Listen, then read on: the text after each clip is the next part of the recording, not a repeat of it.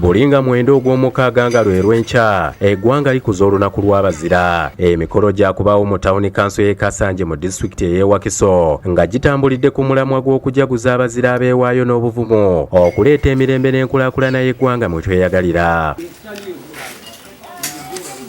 Olunaku olw'enkya abantu 100 be bagenda okuweebwa emidaali okubasiima olw'omulimu gwe baakola okulwanirira eggwanga lyabwe. RDC w'e Wakiso Nalongo Rose Kirabiranga ye mutegesi w'omulundi guno alambuludde ku bukulu bw'ekitundu ky'e Kasanje mu byafaayo by'eggwanga lyattu Uganda.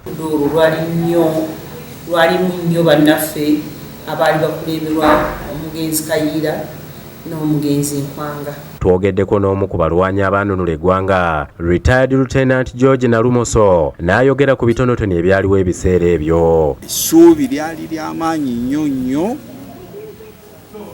mu muvubuka eyavaayo nga amaliridde. Charles Lugonvu omu ku bakulira abaazirwanako mu ggombolola y'e Gombe annyonnyodde engeri gye yayingira obuyeekera oluvannyuma lwa kitaawe okufa.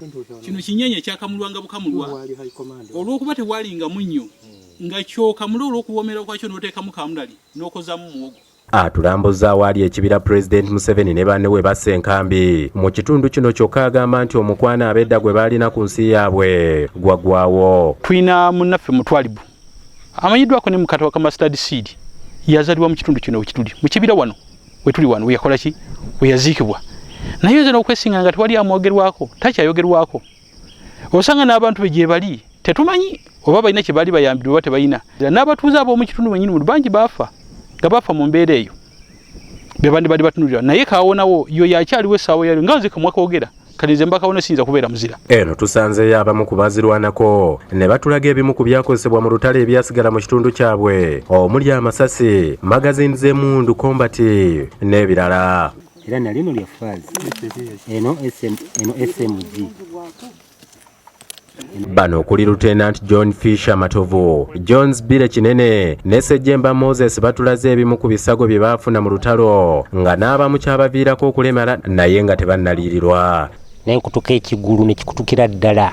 Baabo mbalaba balefunanti baabo oyo meja oli sergeant bonna baakola ki balwana naye tebafunanga mudaali yadde ogumu naye olukiiko oluvunaanyizibwa okugaba emidaali lwe lutatunuulidde muntu ki agwenda okufuna omudaali. Minisita wa Kanyigo Keerwero akulira woofiisi etwala abaazirwanako Sozi Dennis Galabuzi annyonnyodde ku makulu g'olunaku luno. Essira yali eritadde kulaba nti famiri z'abalwanyi zidda engulu.